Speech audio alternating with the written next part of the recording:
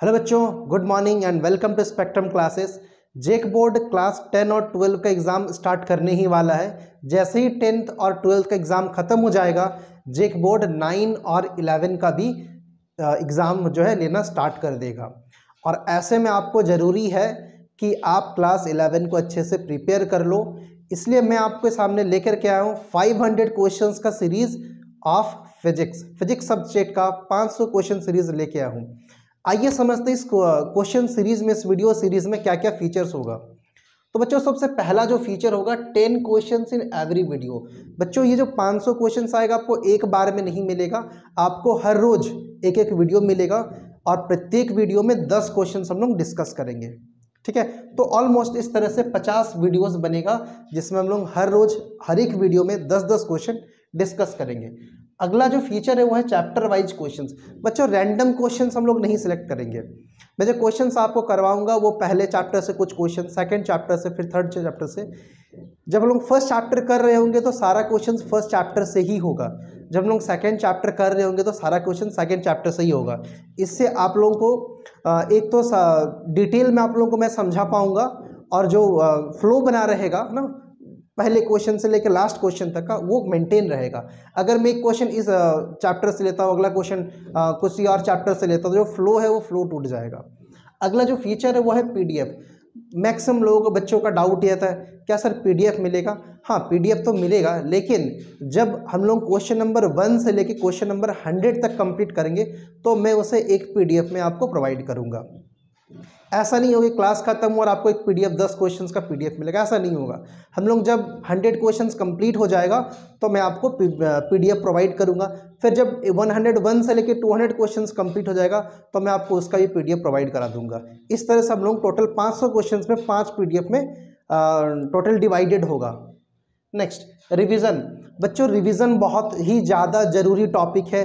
ये मैं भी तो कराऊंगा ही रिवीजन, इसके साथ साथ आप लोग भी रिवाइज करना, वीडियोस को बार बार देखना, जो भी मैं क्वेश्चंस बताऊंगा उसे नोट करना, ये बहुत इंपॉर्टेंट है। मैं रिवीजन किस तरह से कराऊंगा, जैसे ही मेरा 100 वीडियोस 100 क्वेश्चंस कंप्लीट हो जाएगा तो मैं आप लोगों को एक बड़ा वीडियो बनाऊंगा जिससे हम लोग शॉर्ट में जल्दी जल्दी कंप्लीट करेंगे total 100 questions back to back. ठीक है। नेक्स्ट, नो बकवास ओनली स्टडी। बच्चों, यूट्यूब में पढ़ने का जो सबसे बड़ा प्रॉब्लम मैंने देखा है वो ये है, यूट्यूब में टीचर्स तो काफ़ी अच्छे हैं, लेकिन सब टीचर क्या करते हैं, आते साथ में 10 मिनट या 15 मिनट का पहले एक लंबा सा सेशन बातचीत में बिता देते हैं। इससे वीडियो का लेंथ बढ़ जाता है, लेकिन बच्चों को इसका नुकसान झेलना पड़ता है। तो बच्चों, हम लोग पढ़ाई करेंगे, सिर्फ और सिर्फ पढ़ाई करेंगे। आप मुझे देख रहे हो, आप यूट्यूब चला रहे हो, आपका मोटिव होना चाहिए सिर्फ पढ़ाई करना। सिर्फ पढ़ाई के पर्पज़ से ही आपको यूट्यूब चलाना चाहिए, इंटरनेट का सही यूज़ करना चाहिए। कुछ और चीज़ में, मेरा बकवास सुनने में या किसी और चीज़ में इन्वेस्ट नहीं करना चाहिए, वेस्ट नहीं करना चाहिए। अगला जो है न्यूमेरिकल्स।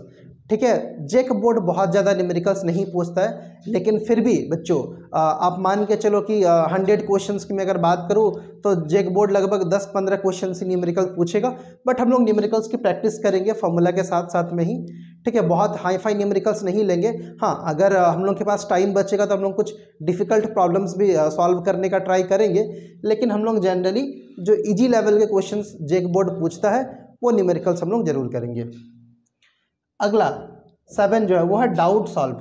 बच्चों, हम लोग का एक व्हाट्सएप ग्रुप है, आप उसका मैं लिंक नीचे डिस्क्रिप्शन में डाल दूंगा, आप वो व्हाट्सएप ग्रुप ज्वाइन कर लीजिएगा, उसमें हम लोग सारे डाउट्स क्लियर कर लेंगे। ठीक है, कुछ भी डाउट होगा इसके अलावा आप मुझे कमेंट में भी मैसेज कर सकते हो, कमेंट में मुझे डाल सकते हो। जो भी आपका डाउट होगा इस वीडियो के रिगार्डिंग, हर रोज़ जो वीडियोज़ आएगी उसके रिगार्डिंग जो डाउट होगा मैं ट्राई करूंगा कि कमेंट में सॉल्व करने का। अगर मान लो नहीं होता है सॉल्व तो मैं अगले वीडियो में जरूर आके आपका डाउट पहले सॉल्व करूंगा।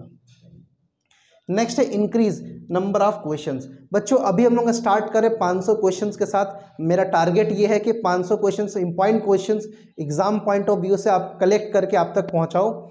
अगर आपके तरफ से, आपके एंड से अगर रेस्पॉन्स अच्छा रहा और आप लोग का इंटरेस्ट बना रहा तो हम लोग 500 और क्वेश्चंस की प्रैक्टिस एग्जाम से पहले कर सकते हैं। यानी जो 500 क्वेश्चन है उसको मैं बढ़ा करके 1000 कर दूंगा। बट ये तभी हो पाएगा जब आप लोग ज़्यादा से ज़्यादा इंटरेस्ट दिखाओगे।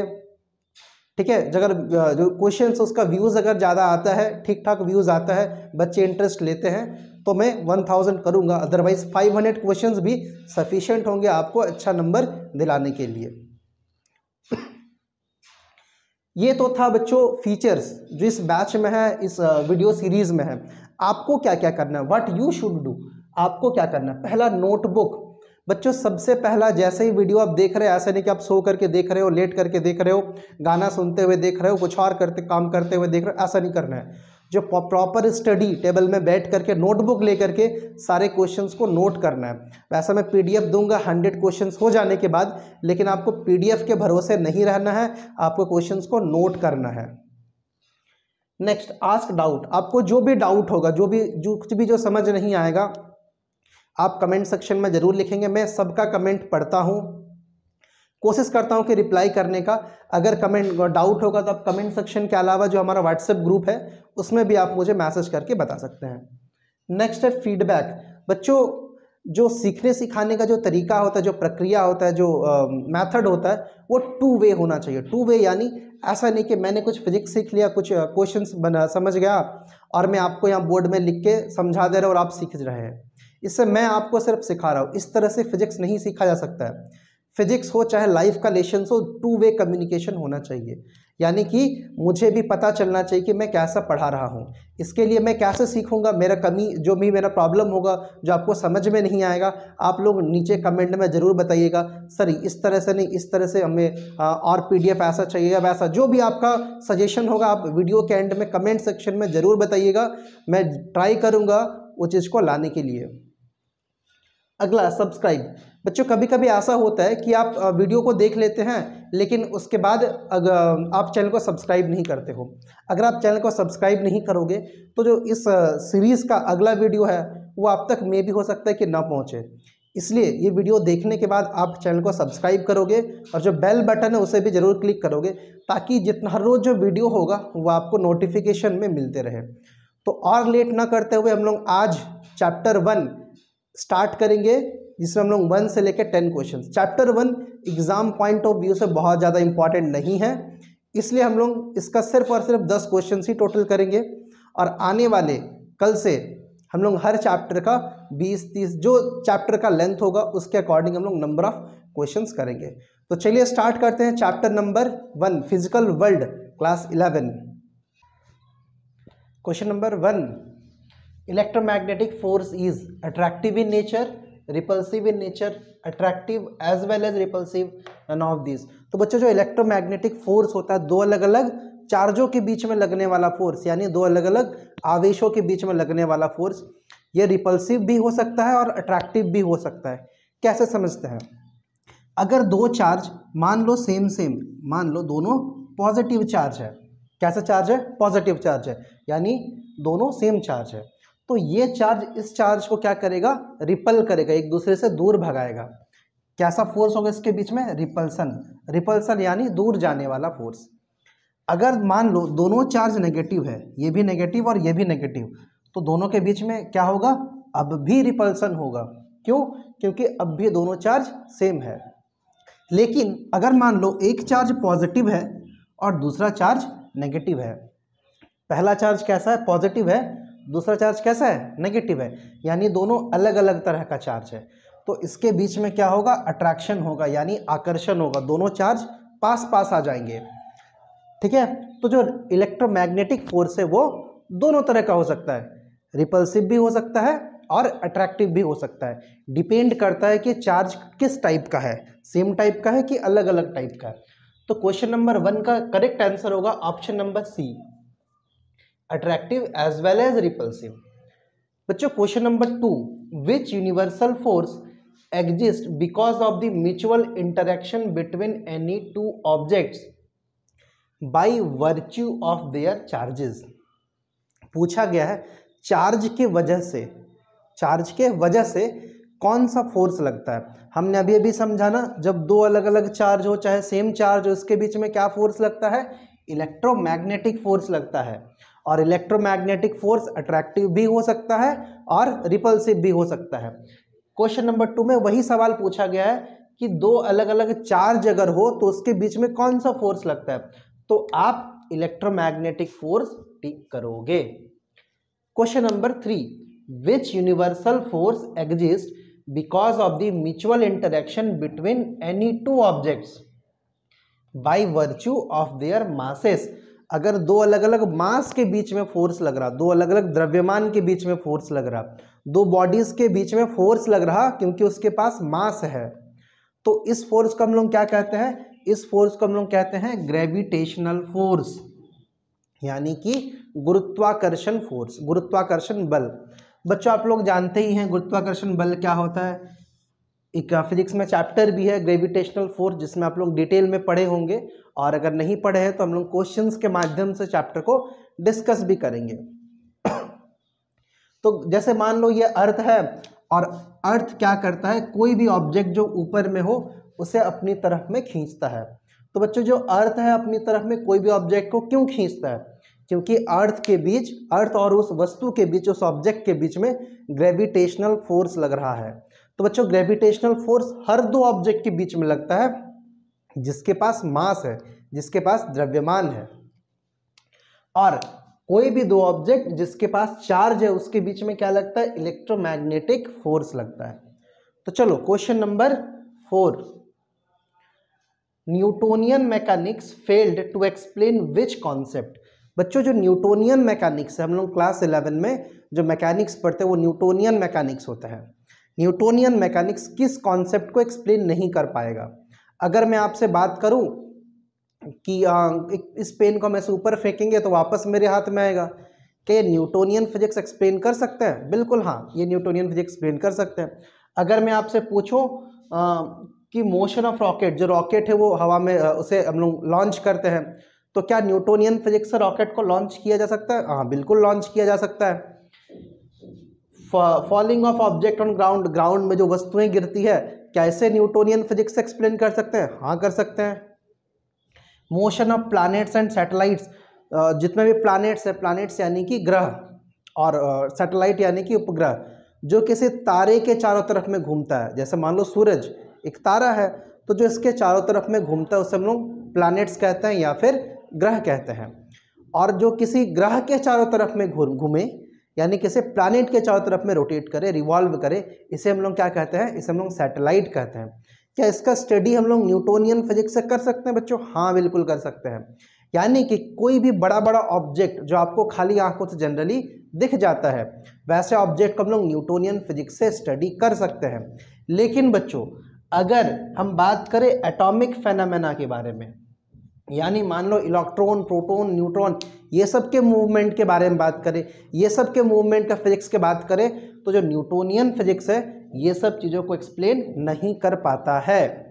ठीक है ना, क्योंकि ये काफ़ी छोटे पार्टिकल होते हैं, इलेक्ट्रॉन्स, प्रोटॉन्स, न्यूट्रॉन्स बहुत स्मॉल पार्टिकल्स होते हैं। तो इसके लिए हम लोग को एक स्पेशल फिजिक्स का ब्रांच पढ़ना पड़ता है, जिसे हम लोग किस नाम से जानते हैं? क्वांटम फिजिक्स के नाम से जानते हैं। तो बच्चों न्यूटोनियन फिजिक्स इसको एक्सप्लेन नहीं कर सकता है, एटॉमिक पार्टिकल को एक्सप्लेन नहीं कर सकता है।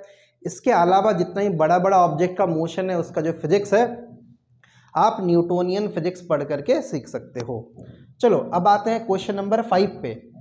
Dash is called the father of experimental physics. तो बच्चों जो एक्सपेरिमेंटल फिजिक्स है उसके फादर किसे कहा जाता है? आप लोगों को एक्सपेरिमेंट करना बहुत पसंद होगा, क्योंकि एक्सपेरिमेंट खुद में एक बहुत इंटरेस्टिंग चीज़ है और काफ़ी इंपॉर्टेंट चीज़ भी है। जो फिजिक्स आज से 1000 साल से लेकर के पहले का जो फिजिक्स था और आज का जो फिजिक्स है, इसमें जो इम्प्रूवमेंट हुआ है ये सिर्फ और सिर्फ एक्सपेरिमेंट्स के वजह से ही हो पाया है। तो फादर ऑफ एक्सपेरिमेंटल फिजिक्स किसे कहते हैं? एक्सपेरिमेंटल फिजिक्स के फादर फैराडे जी नहीं, फैराडे को नहीं कहते हैं, गैलीलियो को कहा जाता है। फादर ऑफ एक्सपेरिमेंटल फिजिक्स का आंसर क्या होगा? गैलीलियो होगा। गैलीलियो ने क्या किए थे? गैलीलियो जो है आपका टेलीस्कोप का इन्वेंट किए थे, याद रखना आपको, गैलीलियो टेलीस्कोप का इन्वेंट किए थे। अगला क्वेश्चन है, which of the following was invented by JC. Bose. JC. Bose यानी कि जगदीश चंद्र बोस, हमारे इंडिया के एक बहुत बड़े फिजिसिस्ट थे जे.सी. बोस।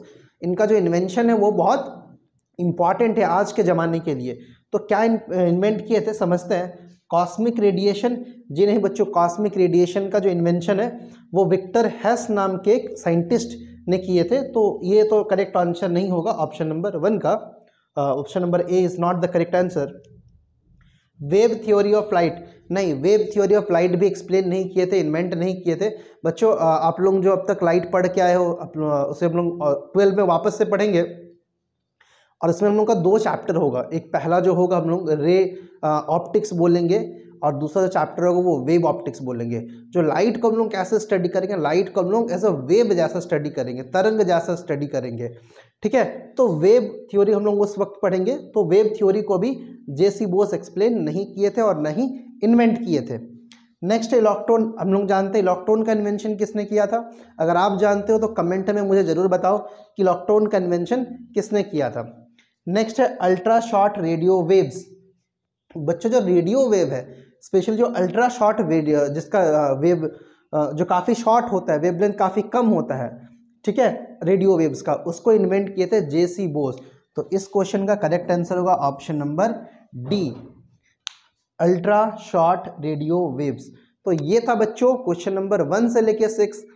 इस वीडियो में हम लोग और 4 क्वेश्चन डिस्कस करेंगे, बट उससे पहले आप लोग इसे वीडियो को पॉज करके ये सारे के सारे 6 क्वेश्चंस को नोट डाउन कर लीजिए। तो चलिए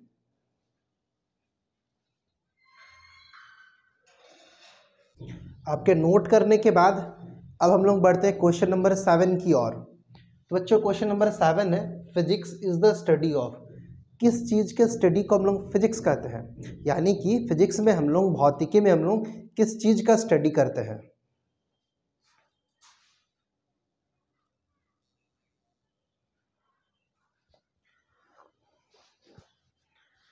आपके 1 से लेके 6 नंबर तक नोट करने के बाद अब चलिए बढ़ते हैं क्वेश्चन नंबर 7 की ओर। Question number 7, physics is the study of. Physics किस चीज़ का स्टडी है। भौतिकी जो हम लोग पढ़ते हैं उसमें हम लोग क्या पढ़ते हैं, कौन सा चीज़ पढ़ते हैं हम लोग। तो चलो ऑप्शंस देख लेते हैं। पहला ऑप्शन है प्लांट्स, प्लांट्स यानी पेड़ पौधे। तो बच्चों पेड़ पौधे के स्टडी को हम लोग क्या कहते हैं, बॉटनी कहते हैं। जो बायो के स्टूडेंट है वो लोग पढ़ रहे होंगे बॉटनी, और वो लोग जानते हैं बॉटनी क्या होता है, जूलॉजी क्या होता है। नेक्स्ट है आपका ह्यूमंस, ह्यूमन के स्टडी को हम लोग कहते हैं एंथ्रोपोलॉजी, ठीक है।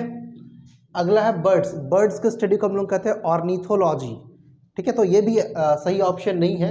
अगला है एनिमल्स, एनिमल्स के स्टडी को हम लोग कहते हैं जूलॉजी। जो बायो के स्टूडेंट है वो लोग बॉटनी एंड जूलॉजी पढ़ते हैं। अगला नेचर एंड नेचुरल फेनोमेना है ना बच्चों, ये हम लोग पढ़ते हैं फिजिक्स के अंदर में। नेचर को हम लोग स्टडी करते हैं, प्रकृति को स्टडी करते हैं, और जो प्राकृतिक घटनाएं होती है उसके नियमों को हम लोग समझने का कोशिश करते हैं। तो क्वेश्चन नंबर 7 का करेक्ट आंसर होना चाहिए option number D, nature and natural phenomena. Question number 8, which of the following is not a branch of physics. बच्चों फिजिक्स का बहुत सारा ब्रांच है, उसमें से जो निम्नलिखित लिखा हुआ है कौन सा इसमें से फिजिक्स का ब्रांच नहीं है।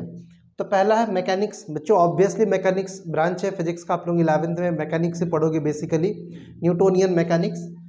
नेक्स्ट है आपका ऑप्टिक्स, ऑप्टिक्स यानी स्टडी ऑफ लाइट, लाइट का हम लोग स्टडी करते हैं, जैसे हम लोग क्लास 10 में पढ़े होंगे ना कि रे होता है, लाइट होता है, लेंस होता है, और मिरर्स वगैरह के बारे में आप लोग पढ़े, रिफ्लेक्शन रिफ्रैक्शन, ये सब क्लास 12 में वापस से पढ़ना है। नेक्स्ट है आपका साइटोजेनेटिक्स।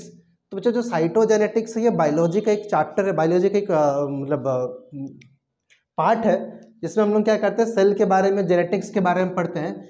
तो ये फिजिक्स में हम लोग नहीं पढ़ते, बायो के स्टूडेंट पढ़ते हैं साइटोजेनेटिक्स।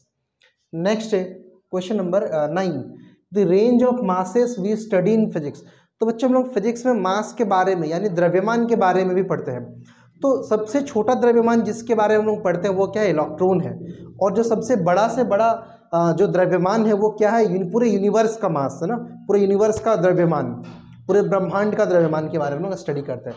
तो सबसे छोटा कितना हो जाएगा हम लोग का, इलेक्ट्रॉन का मास, और सबसे बड़ा होगा हम लोग का ब्रह्मांड का मास। तो बच्चों इलेक्ट्रॉन का जो मास है वो किस रेंज में आता है, 10 का पावर -30 में आता है, और जो पूरे ब्रह्मांड का मास है वो कितना, 10 का पावर 55 में आएगा, इस रेंज में आएगा।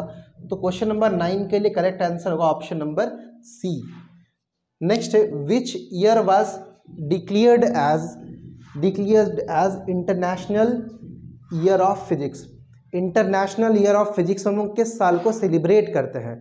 तो बच्चों 2005 है, 2005 आइंस्टाइन ने 4 है ना अलग अलग पेपर है ना, पब्लिश किया था 1905 में, 1905 में थीसिस, 4 डिफरेंट थीसिस पब्लिश किए थे। तो उसके 100 साल पूरे होने पर 2005 में IUPAP यानी कि international unit of pure and applied physics, international unit of pure and applied physics, ये जो ऑर्गेनाइजेशन है इन्होंने डिसाइड किया कि 100 साल पूरे होने पर इसे हम लोग किस रूप में मनाएंगे, इंटरनेशनल ईयर ऑफ फिजिक्स के रूप में बनाएंगे। 4 पेपर जो पब्लिश किए थे, इंपॉर्टेंट 4 पेपर।